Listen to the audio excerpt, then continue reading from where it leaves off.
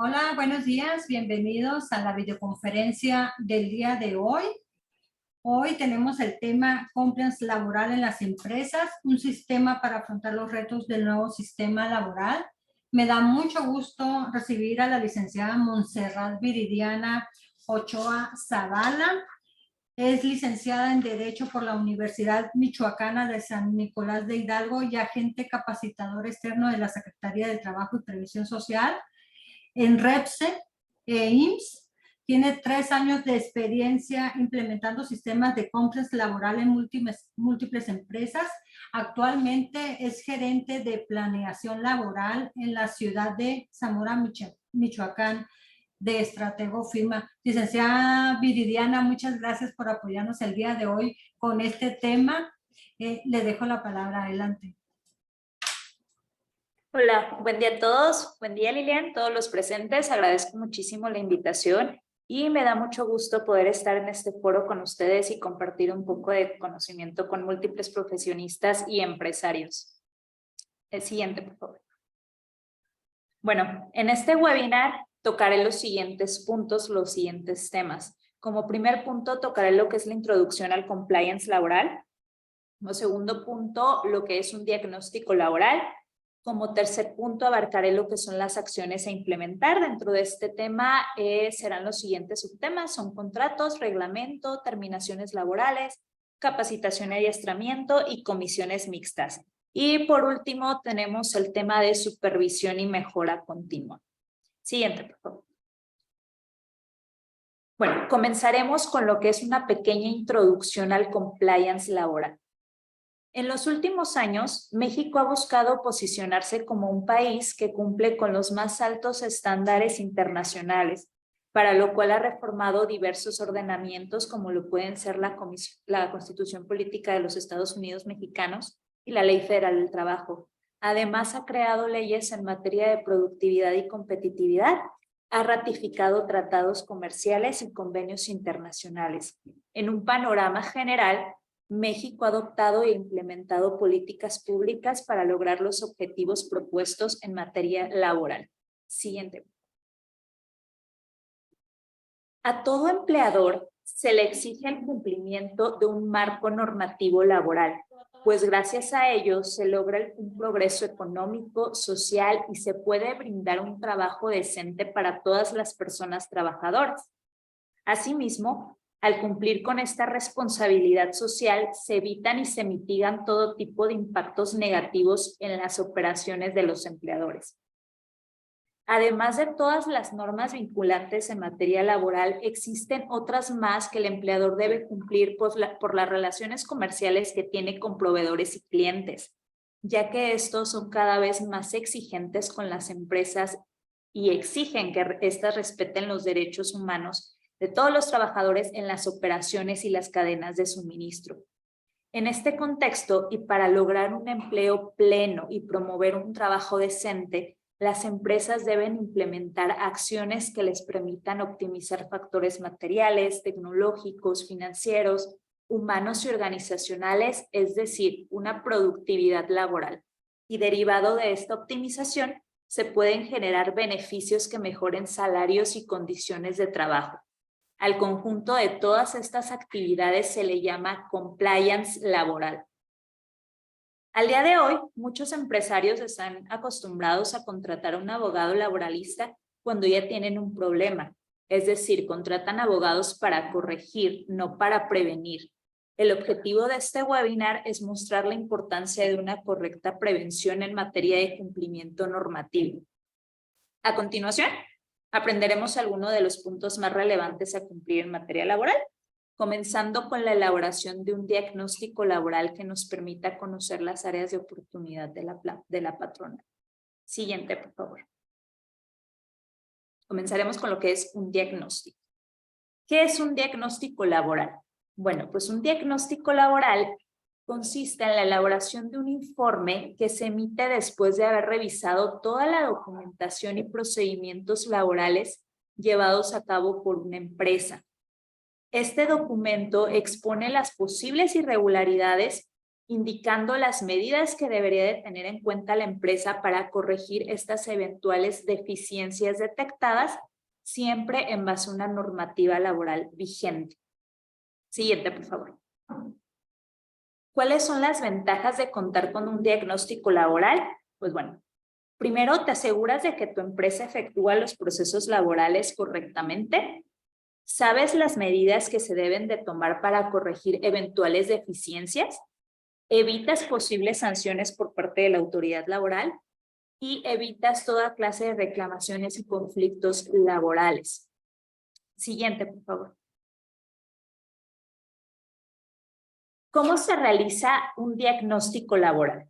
Pues bueno, un diagnóstico laboral se realiza con un cuestionario que tiene diversas preguntas acerca de varios temas, como lo pueden ser contratación individual de trabajo, es decir, tipos de contratos utilizados dentro de la empresa, jornada laboral, si es diurna, nocturna, mixta, si se tienen horas extras, días de descanso, si los trabajadores laboran los domingos, si se está pagando prima dominical, si los días de descanso obligatorios se pagan conforme a lo estipulado en la ley, salario, forma y medio de pago, si es semanal o si es quincenal, cuestiones de confidencialidad, si el empresario utiliza cartas o convenios de confidencialidad para proteger la información confidencial de su empresa en manos de los trabajadores, prestaciones y beneficios, por ejemplo, si tienen prestaciones integrantes al salario, como lo pueden ser premios de puntualidad, asistencia, despensa, comisiones, licencias y vacaciones, permisos por maternidad, paternidad o defunción,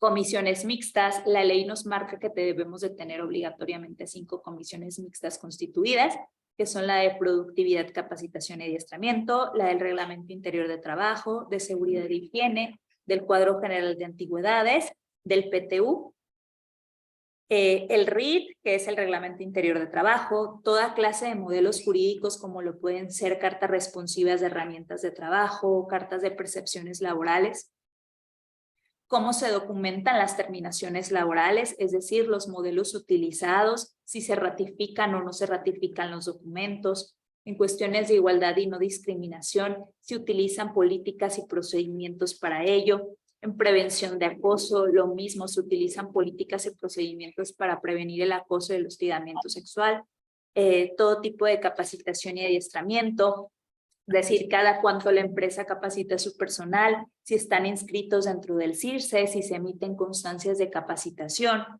y pues en materia de seguridad e higiene, si es que la empresa está aplicando todas las normas oficiales mexicanas aplicables según el giro de la empresa de que se trate. Es muy importante la aplicación de este cuestionario, ya que nos permite elaborar un plan de trabajo que se adecue a las necesidades de cada empresa. ¿Sale? Siguiente, por favor.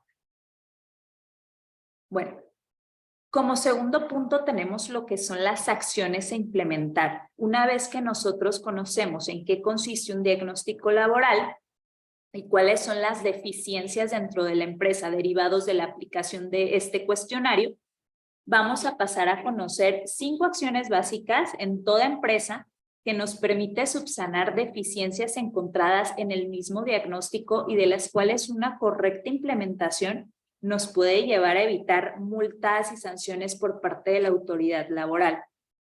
Las 5 acciones que vamos a ver dentro de este foro son las siguientes: formas de contratación, reglamento interior de trabajo, terminaciones laborales, capacitación y adiestramiento y comisiones mixtas.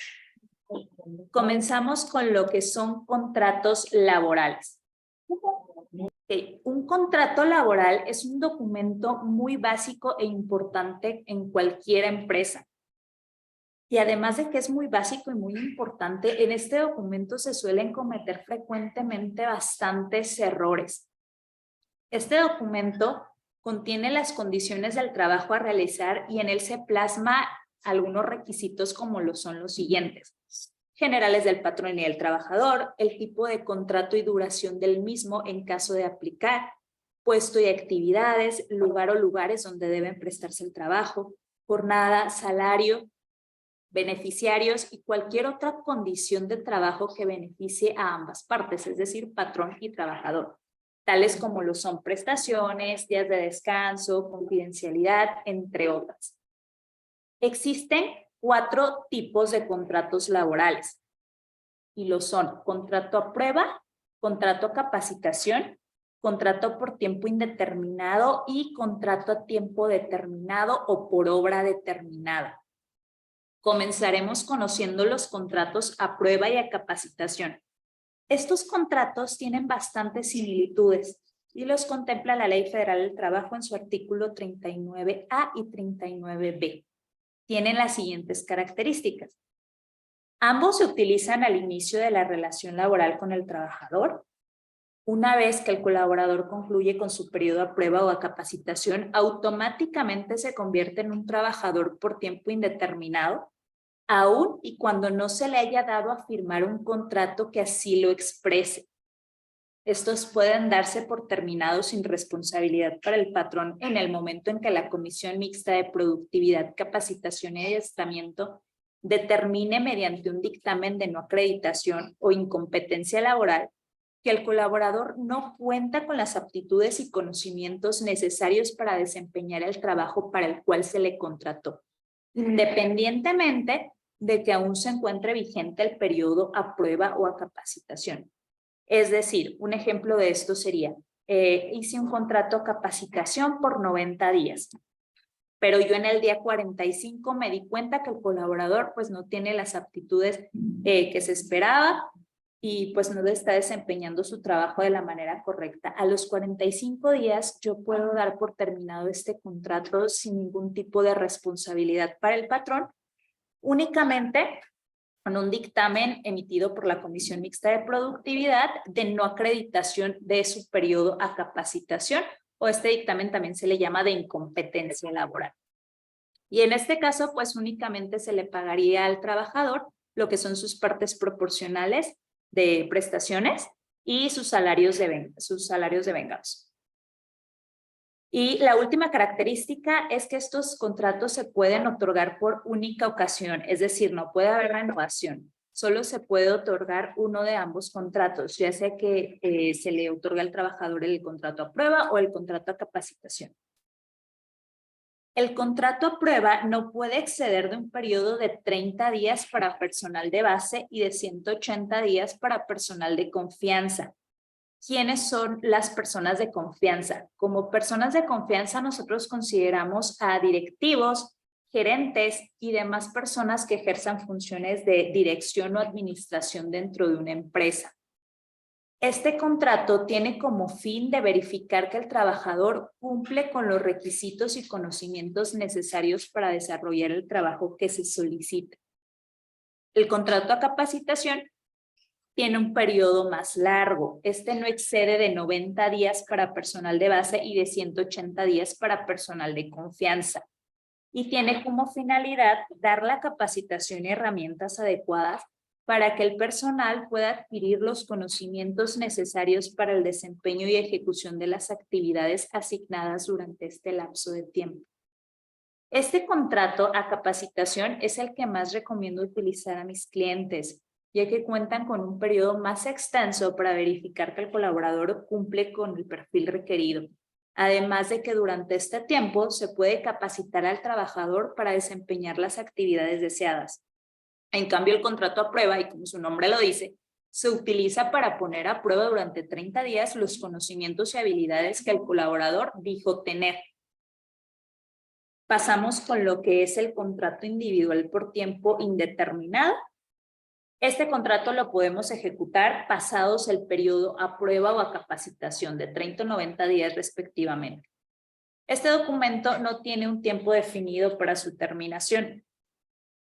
Seguimos con el contrato individual por tiempo determinado. Este contrato suele utilizarse bastante, pero se utiliza de la manera incorrecta. A continuación les voy a señalar algunas de sus características y ejemplos de implementación. Este contrato tiene fecha de inicio y fecha de término. Al término de este contrato se debe de realizar y entregar al colaborador su finiquito, es decir, lo correspondiente a salarios de vengados y a prestaciones proporcionales. Y se utiliza en casos muy específicos que nos establece la Ley Federal del Trabajo. y son dos. El primero es cuando tienes que sustituir temporalmente a un trabajador. Ejemplo, tengo un trabajador de incapacidad del día 20 de mayo al 20 de agosto y necesito suplir su puesto del 20 de mayo al 20 de agosto. Sabemos qué día comienza y qué día termina la relación laboral. Se encuentra determinada por una situación en particular. Y el segundo supuesto es que la naturaleza del trabajo lo exija. Ejemplo, el Instituto Nacional Electoral contrató capacitadores electorales para laborar del día 20 de febrero al día 30 de junio. Sabemos qué día empezó y qué día va a terminar. Fuera de estos dos supuestos, el contrato por tiempo determinado no puede otorgarse. Un error muy común dentro de las empresas es que al inicio de la relación laboral entregan al colaborador contratos por tiempo determinado de 3 meses, lo cual es totalmente incorrecto, ya que para ello existe el contrato a capacitación. Si nosotros entregamos un contrato por tiempo determinado, a la conclusión de los 3 meses, 2 meses, lo que nosotros hayamos puesto, se debe finiquitar al trabajador y reiniciar la relación laboral. Otro error muy común es brindarle al trabajador en reiteradas ocasiones contratos por tiempo determinado con la finalidad de que el trabajador no genere los beneficios derivados de su antigüedad, lo cual también es incorrecto y no trae ningún beneficio para la empresa. ¿Por qué? Porque la relación laboral en ningún momento se está dando por terminada. Esta subsiste en el tiempo y por lo tanto se entiende que es una relación laboral por tiempo indeterminado. Y alguna otra situación a manera de ejemplo que me ha pasado muy comúnmente en varias empresas es ver contratos por tiempo determinado con un periodo a prueba de 3 meses con carácter de indeterminado. Este tipo de documento que utilizan varios empresarios está incorrecto en su totalidad, ya que me mezclan 4 tipos de contratos y no cuenta con las particulares y beneficios de ninguno de ellos. Entonces, aquí la importancia de saber distinguir los tipos de relaciones laborales y así saber aplicar el documento correspondiente. ¿Sale? Por último, tenemos lo que es el contrato individual por obra determinada. Este contrato se aplica cuando la naturaleza del trabajo así lo exige y tiene por objeto la realización de obras o servicios autónomos cuya ejecución es limitada en el tiempo. Es en principio de duración incierta. A manera de ejemplo, lo puede ser una construcción. Sabemos que tiene una fecha de inicio, sabemos que la construcción se terminará en determinado momento, pero no sabemos cuándo se va a terminar. Es decir, a lo mejor yo tengo previsto que la construcción dure 4 meses, sin embargo me quedé sin material y va a durar 6. Entonces la obra se extendió a 6 meses. A la fecha del término de este contrato o de la obra determinada, se le debe de entregar al colaborador su finiquito, correspondiente únicamente a salarios, devengados y prestaciones proporcionales. No sé si tengan alguna duda hasta aquí que les pueda resolver. Si hay alguna pregunta, nos la pueden escribir en el chat. No hay preguntas de momento. ¿Se gusta? Continuamos, licenciada. Ok, perfecto. Bueno, siguiente diapositiva, por favor. Bueno, como segundo punto pasaremos a conocer lo que es el Reglamento Interior de Trabajo. El Reglamento Interior de Trabajo es un documento que contiene un conjunto de disposiciones obligatorias para trabajadores y patrones en el desarrollo de los trabajos de empresa o establecimiento y contiene como mínimo los siguientes requisitos. Horas de entrada y salida de los trabajadores, es decir, jornada laboral. Lugar y momento en que deben comenzar y terminar las jornadas de trabajo. Días y lugares de pago. Normas para prevenir los riesgos de trabajo. Labores insalubres y peligrosas que no deben de desempeñar los menores. Protección que deben de tener las trabajadoras embarazadas. Tiempo y forma en que los trabajadores deben someterse a exámenes médicos. Permisos y licencias. Y disposiciones disciplinarias y sanciones. Siguiente, por favor. Al formular un reglamento interior de trabajo se deben observar las siguientes normas. El reglamento interior de trabajo se formula por una comisión mixta de representantes de los trabajadores y del patrón. Una comisión mixta es una entidad conformada por representantes de los trabajadores y del patrón que nos sirve para certificar ciertos actos dentro de una empresa de forma paritaria, es decir, que tanto trabajadores como patrón estén de acuerdo en las cuestiones que se van a realizar. En este caso, que se va a realizar pues un reglamento interior de trabajo que contenga disposiciones que beneficien a ambas partes. Si las partes se ponen de acuerdo, es decir, representante del patrón, representante del trabajador, dentro de los 8 días siguientes a la firma del reglamento se depositará en el Centro Federal de Conciliación y Registro Laboral. Este depósito se realiza vía electrónico. Anteriormente, pues bastaba con que nosotros lleváramos nuestro reglamento a la Junta de Conciliación y Arbitraje, la Junta nos lo sellara y ya ahí quedaba. Y no siempre los colaboradores conocían el contenido del reglamento. Actualmente ya es muy distinto. Este reglamento se deposita electrónicamente en el Centro Federal de Conciliación y Registro Laboral y esta autoridad se encarga de hacer público el reglamento para cualquier persona que quiera hacer una consulta de él. El reglamento surte efectos a partir de la fecha de su depósito y debe de darse a conocer a todos los trabajadores y debe fijarse en los lugares más visibles del establecimiento. Aquí depende del tipo de empresa la forma en que se le vaya a dar a conocer a los trabajadores. Ya sea que la empresa realice un código QR, lo pegue en diversos lugares de la empresa y el trabajador puede escanear el código y conocerlo digitalmente, o ya sea que se imprime y se les entregue, o que se les dé una charla a los trabajadores donde se les explique el contenido de este documento, etcétera. Hay diversas formas. Pero siempre se debe de cuidar que los colaboradores nos firmen ya sea un recibo de entrega o una lista de asistencia de que conocen el documento, de que se les entregó, de que se les dio a conocer. Siguiente diapositiva, por favor. Bueno, como tercer punto, como tercer tema, tenemos lo que es la terminación de la relación laboral.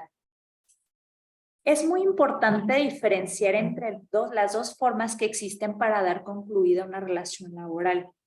La primera es por terminación y la segunda es por rescisión. La terminación de la relación laboral se lleva a cabo por mutuo acuerdo de las partes o declaración unilateral del trabajador. Y la rescisión laboral existe con o sin responsabilidad para el patrón y se lleva a cabo cuando una de las dos partes incumple con las condiciones laborales pactadas. Siguiente. ¿Cuáles son las causales de rescisión? Es decir, causales de incumplimiento sin responsabilidad para el patrón. En este caso es cuando el colaborador incumple en algo. El artículo 47 de la Ley Federal del Trabajo nos indica cuáles son las causales de rescisión sin responsabilidad para el patrón. Al hablar de que el patrón no tiene responsabilidad alguna, quiere decir que al concluir con la relación laboral, el patrón únicamente está obligado a finiquitar al trabajador con lo correspondiente a salarios devengados y proporcionales de prestaciones. Prestaciones nos referimos a vacaciones, aguinaldo, prima vacacional y cualquier otra prestación extralegal que percibe el colaborador. Aquí la prima de antigüedad únicamente se paga cuando el colaborador tiene 15 años de servicio con la patronal. Si no tiene 15 años de servicio, entonces no se paga. ¿Cuáles son las causales de rescisión sin responsabilidad para el patrón? Pues bueno, hay varias, algunas de ellas son engañar al trabajador al patrón con certificados falsos o referencias que se atribuyan a alguna capacidad o alguna facultad de la cual carezca. Esta causa de rescisión deja de tener efecto después de 30 días de prestar el trabajador sus servicios. Otra sería incurrir el trabajador en faltas de probidad o honradez, ocasionar al trabajador perjuicios materiales durante el desempeño de sus labores, revelar al trabajador algún secreto de fabricación o dar a conocer asuntos de carácter reservado, tener el trabajador más de 3 faltas de asistencia en un periodo de 30 días sin permiso del patrón o sin causa justificada. Aquí es importante saber que son más de 3 faltas, es decir, 4 faltas en el periodo de 30 días. Algún otro sería negarse al trabajador a adoptar las medidas preventivas o a seguir los procedimientos indicados para evitar accidentes o riesgos de trabajo. Concurrir el trabajador a sus labores en un estado de embriaguez o bajo la influencia de algún narcótico. Y la sentencia ejecutoriada que imponga al trabajador una pena de prisión que le impida pues seguir con la relación laboral. Siguiente, por favor. Ahora, por el contrario, el artículo 51 de la Ley Federal del Trabajo nos indica cuáles son las causales de rescisión sin responsabilidad para los trabajadores. En estas causales de rescisión, el patrón está obligado a liquidar a los trabajadores, es decir, a otorgarles el pago de salarios devengados, prestaciones proporcionales, indemnización constitucional por 90 días y prima de antigüedad. ¿Y cuáles son estos ejemplos, estas causales de rescisión sin responsabilidad para el patrón? Pues bueno, es engañar el patrón al trabajador en las condiciones de trabajo. Esta causa deja de tener efecto después de 30 días de prestar sus servicios al trabajador. Incurrir el patrón en faltas de probidad o honradez. No recibir el trabajador el salario correspondiente en la fecha o lugar convenidos o acostumbrados. La existencia de un peligro grave para la seguridad del trabajador. O exigir la realización de actos, conductas o comportamientos que menoscaben o atenten contra la dignidad de éste. Siguiente, por favor. Ya vimos lo que son las causales de rescisión, es decir, las causales de incumplimiento de alguna de las partes y por lo cual se puede rescindir una relación laboral. Ahora vamos a ver las causales de terminación de las relaciones de trabajo. Bueno, cuando la relación laboral termina por el mutuo consentimiento de las partes o la declaración unilateral de ellas, en este caso la terminación de relaciones de trabajo, el patrón únicamente está obligado a pagar salarios devengados y prestaciones proporcionales. El artículo 53 de la Ley Federal del Trabajo nos indica cuáles son estas causas.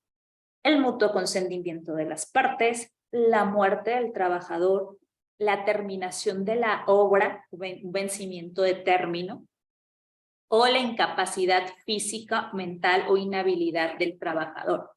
En esta última causal, si la incapacidad proviene de un riesgo no profesional, adicional al pago de prestaciones proporcionales y salarios devengados, la ley nos indica el pago de 1 mes de salario y 12 días por cada año de servicio, es decir, su prima de antigüedad. O de ser posible, si así lo desea la empresa y el trabajador, a que se le proporcione otro empleo compatible con las aptitudes que tiene. Es muy importante al concluir las relaciones de trabajo, ya sea por rescisión o terminación, que los trabajadores firmen correctamente los documentos de terminación laboral, plasmando su firma como aparece en su identificación, así como las huellas de los dedos índices encerrando la firma. Y en la medida de lo posible que los documentos sean ratificados ante el Centro de Conciliación y Registro Laboral correspondiente.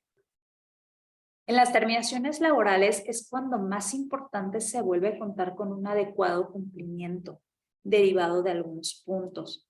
Que el trabajador nos firme renuncia y recibo de finiquito o convenio de terminación de la relación laboral de forma privada no exime a la empresa una posible demanda, ya que el trabajador puede demandar a quien crea necesario, a la empresa, al dueño como persona física, al encargado de recursos humanos como persona física y a cualquier otro que resulte responsable del centro de trabajo ubicado en tal domicilio.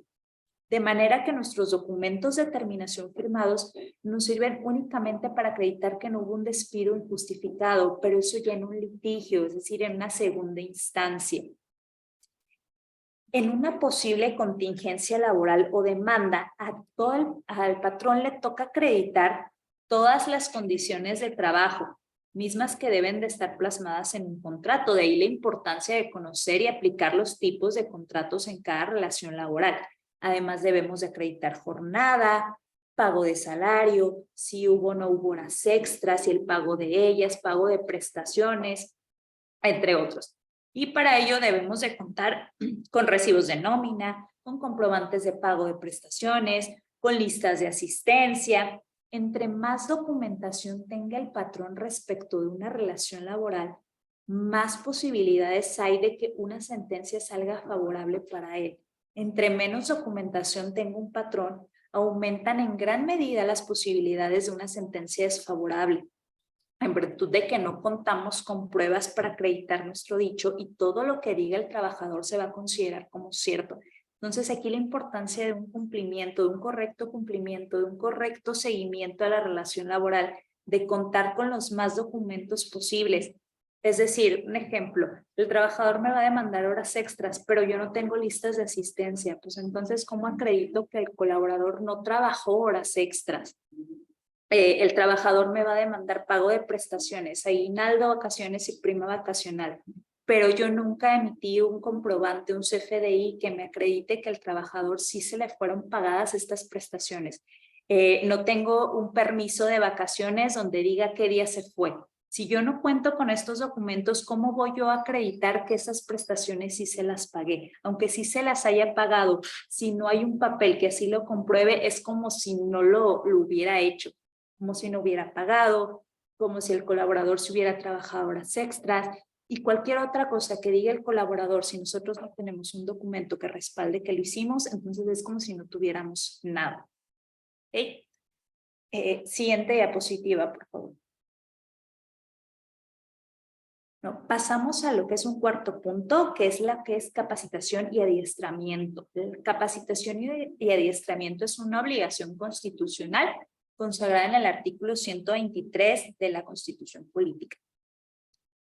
Y este obliga a todos los patrones a proporcionar a sus trabajadores capacitación y adiestramiento que a estos les permite elevar su nivel de vida, su competencia laboral y su productividad conforme a planes y programas formulados, de común acuerdo por ambas partes. Para dar cumplimiento a esta obligación, los patrones pueden convenir con sus trabajadores que la capacitación y el adiestramiento se proporcione dentro de la misma empresa o fuera de ella por conducta de personal propio o instructores especialmente contratados, instituciones, escuelas o cualquier organismo especializado, o bien mediante la adhesión a sistemas generales que se establezcan. La capacitación y el adiestramiento debe impartirse al trabajador durante las horas de su jornada de trabajo, salvo que patrón y trabajador convengan que pueda ser de una manera diferente un horario después de la jornada. La capacitación tiene por objeto preparar a los trabajadores de nueva contratación y a los demás interesados en ocupar los vacantes o puestos de nueva creación. Y el adiestramiento tiene por objeto actualizar y perfeccionar los conocimientos y habilidades de los trabajadores y proporcionarles información que puedan aplicar en sus actividades, las nuevas tecnologías que las empresas puedan utilizar para incrementar su productividad, así como hacer el conocimiento de los trabajadores sobre los riesgos y peligros a que están expuestos durante su labor, así como todo tipo de disposiciones contenidas en el Reglamento Interior de Trabajo y las normas oficiales mexicanas en materias de seguridad y salud y medio ambiente. Siguiente, por favor. En materia de capacitación y adiestramiento, existe una plataforma que nos proporciona la Secretaría del Trabajo y Previsión Social que se llama CIRSE. ¿Qué significa? CIRSE significa Sistema de Registro de la Capacitación Empresarial y es un sistema informático que permite a las empresas realizar el registro de constancias de competencias o habilidades laborales para acreditar que se está brindando capacitación a los trabajadores de acuerdo a un programa de capacitación y adiestramiento que la empresa elabore. Este plan y programa de capacitación y adiestramiento se le llama formato DC2. Es importante también mencionar que las personas que impartan la capacitación y adiestramiento deben de ser personas autorizadas por la Secretaría del Trabajo y Previsión Social para impartir el tema de la capacitación. Es decir, yo soy agente capacitador externo de la Secretaría del Trabajo en materia de REPSE. Yo puedo impartir una capacitación de REPSE. Si yo no tengo, si a lo mejor yo quiero impartir una capacitación de contratos laborales, pero yo no estoy autorizada por la Secretaría del Trabajo para impartir una capacitación de contratos laborales, pues no la puedo impartir porque no la voy a poder registrar en esta plataforma. Esto quiere decir que todas las capacitaciones que el patrón desea impartir a sus colaboradores a través ya sea de instructores independientes, instituciones especializadas, pueden ser registradas en este sistema de la Secretaría del Trabajo a través de un procedimiento muy sencillo que permite que trabajadores y empleadores obtengan los siguientes documentos. Siguiente. Una vez que hacemos el registro ante la plataforma del CIRSE, esta plataforma nos otorga un usuario y una contraseña con el cual podemos acceder las veces que lo necesitemos.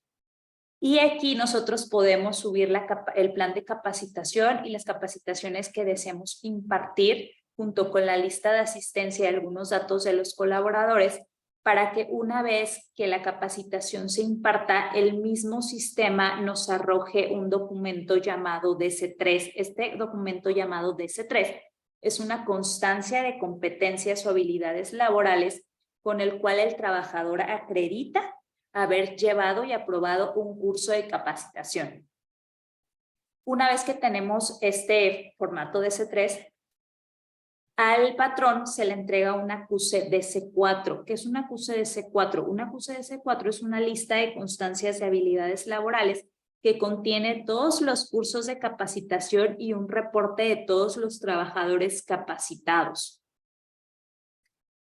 Siguiente, por favor. Continuamos con el último tema, que son las comisiones mixtas.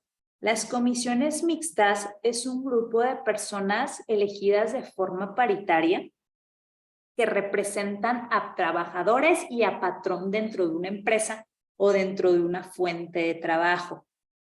Estas comisiones mixtas tienen la finalidad de conocer, prevenir y resolver todo tipo de conflictos derivados de una relación de trabajo. Además, sirven para legitimar decisiones de impacto obrero patronal, institucionalizan procesos y también tienen una tendencia sancionadora. Las comisiones mixtas se constituyen a través de 4 documentos, que es la convocatoria, constancia de publicación de convocatoria, acta de asamblea para designación de integrantes de la comisión mixta y estatutos de la comisión mixta. La Ley Federal del Trabajo nos exige que las empresas constituyan 5 comisiones mixtas de manera obligatoria y son las siguientes. Siguiente diapositiva. Comisión mixta de capacitación, adiestramiento y productividad. Algunos de los objetivos que tiene esta comisión son los siguientes. Vigila, instrumenta, opera y mejora los programas de capacitación y adiestramiento que mencioné anteriormente, así como los acuerdos de productividad.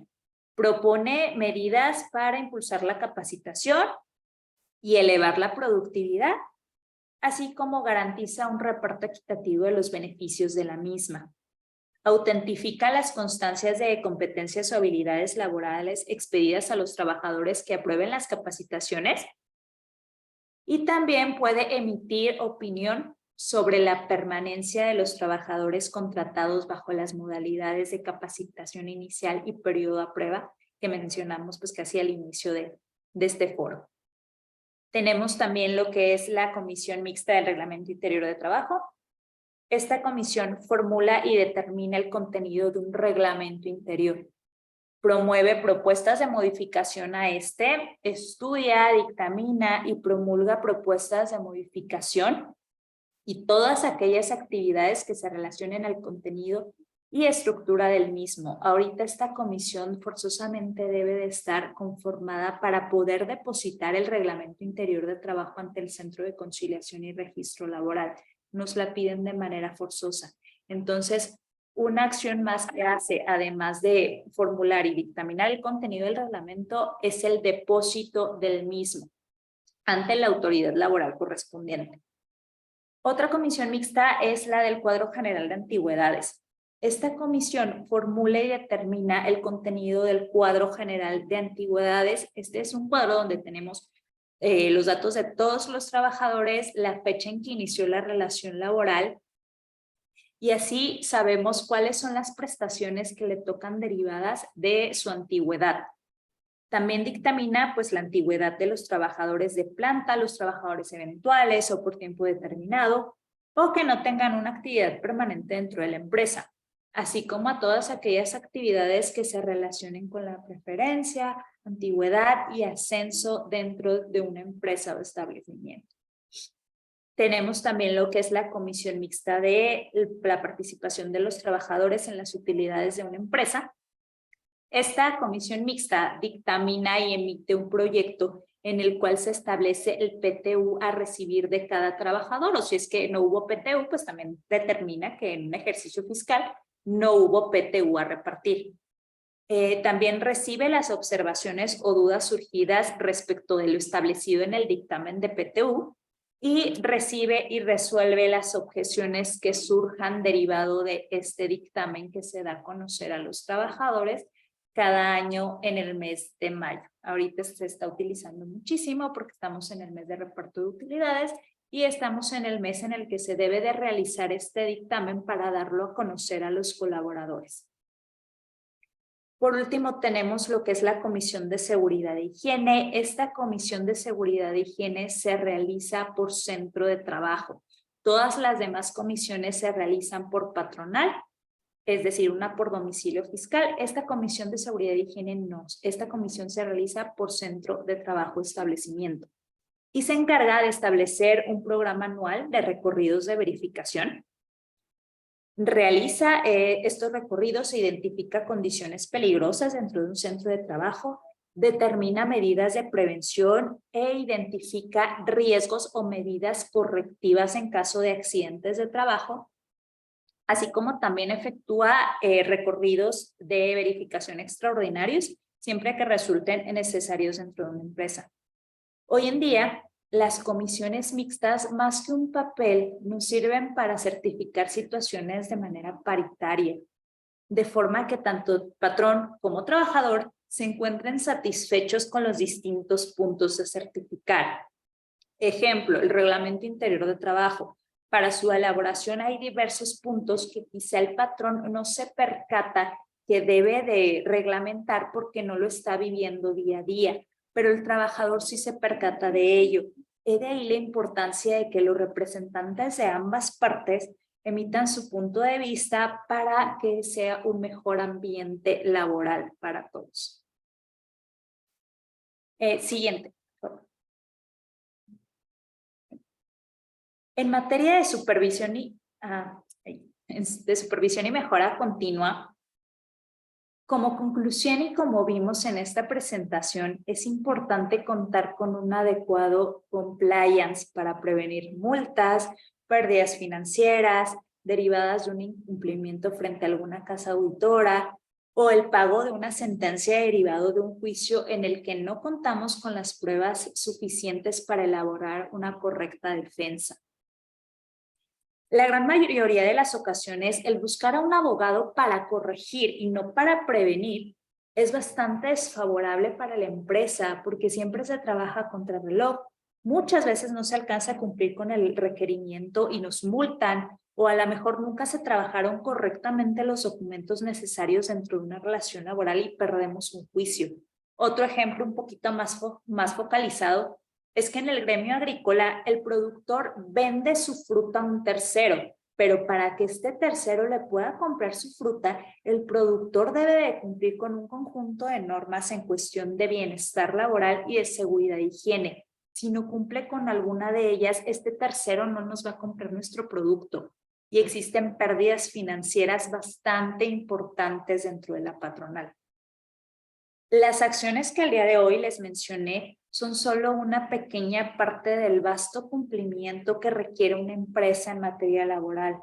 Adicional a lo platicado en este foro, también debemos de cumplir con normas oficiales mexicanas, debemos de contar con diversos modelos jurídicos para documentar confidencialidad, debemos de tener cartas responsivas de herramientas de trabajo, listas de asistencia, debemos realizar políticas para prevenir el acoso y hostigamiento sexual, dar a conocer la libertad sindical a los trabajadores, entre otros muchos requerimientos que nos van a ayudar a mitigar incumplimientos y sanciones.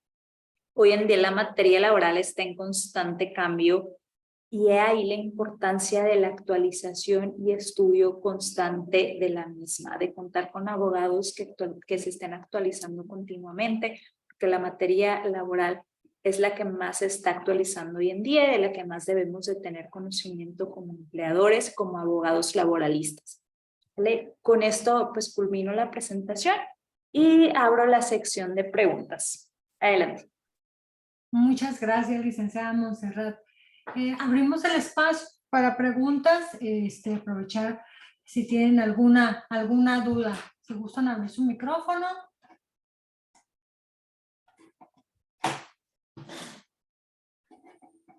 O si gustan escribiendo en el chat, aquí lo leemos.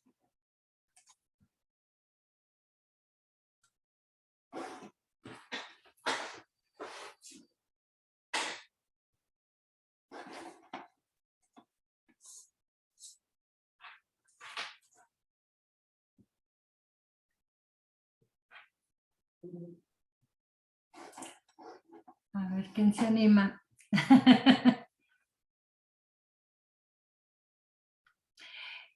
En el contrato de obra determinada, ¿el trabajador tiene el derecho de la compensación de 3 meses?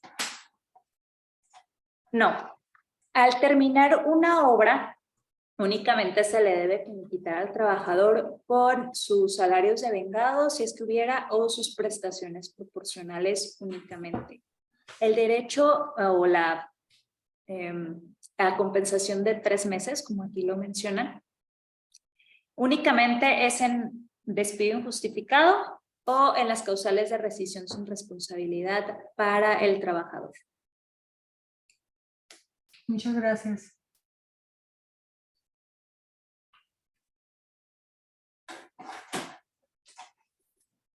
¿Alguna otra pregunta?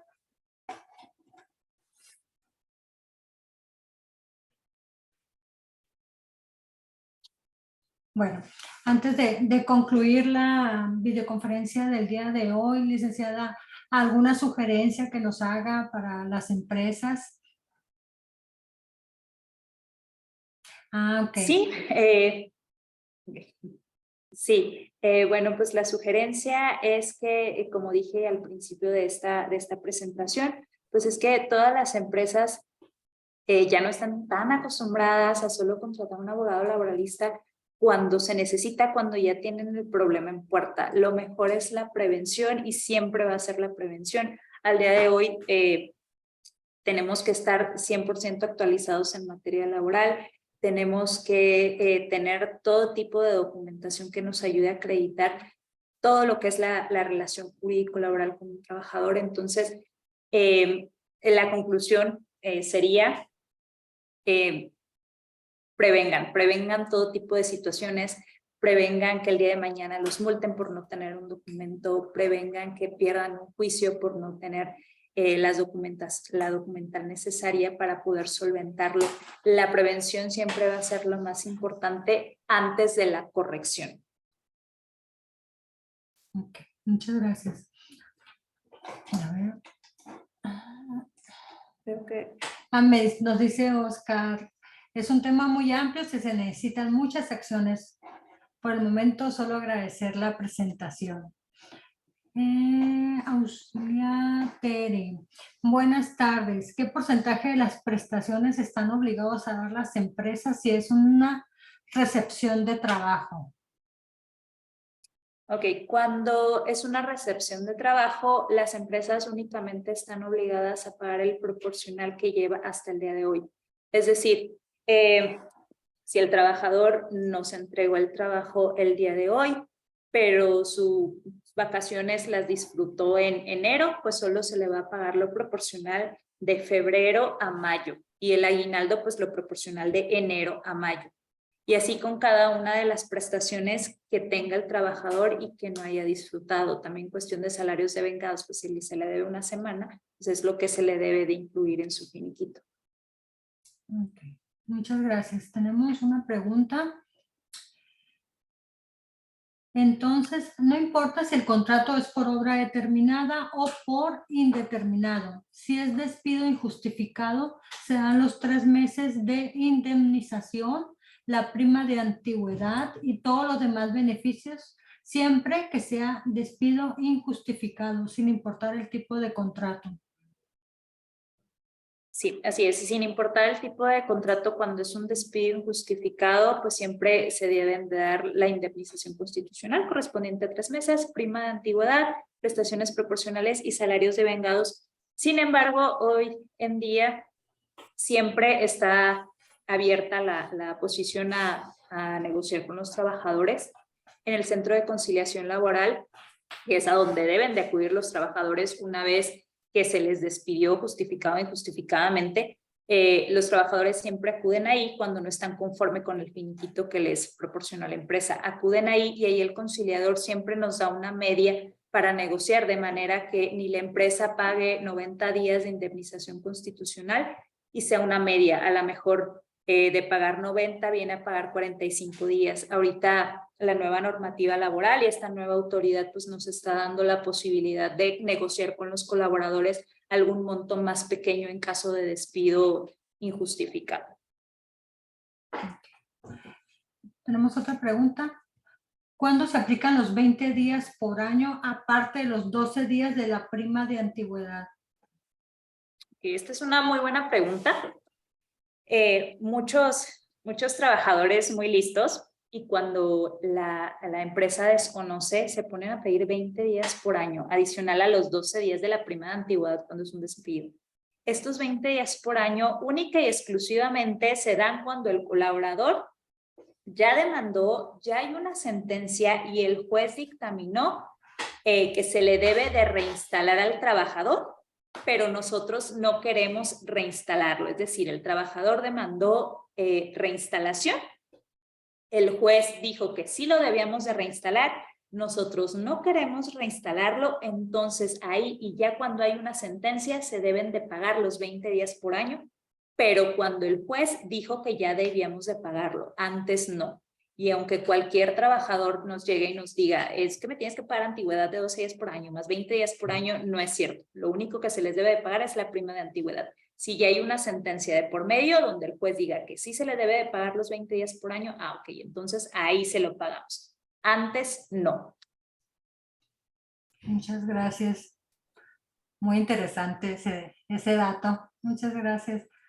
Okay. Bueno, si no hay otra pregunta, pasaremos al cierre del tema del día de hoy. Como siempre, agradecer a Estratego Firma por apoyarnos con estos temas importantes, a la licenciada Viridiana Ochoa por exponer este tema el día de hoy, a todos los participantes por su asistencia. Aquí nos están dejando los datos de contacto si requieren más información o asesoría. Se pueden contactar directamente con ellos. Muchas gracias a todos. Ya les compartí ahí un link. No se les olvide contestarlo, es importante. Ahí les haremos llegar la constancia y la presentación. También el link de cuando ya esté público el video del día de hoy. Se lo haremos llegar ahí por correo electrónico. Pues de mi parte sería todo. Agradecerles a nombre de Canaco La Paz y que tengan todos un excelente día. Buenas tardes. Gracias. Gracias y buenas tardes. Gracias.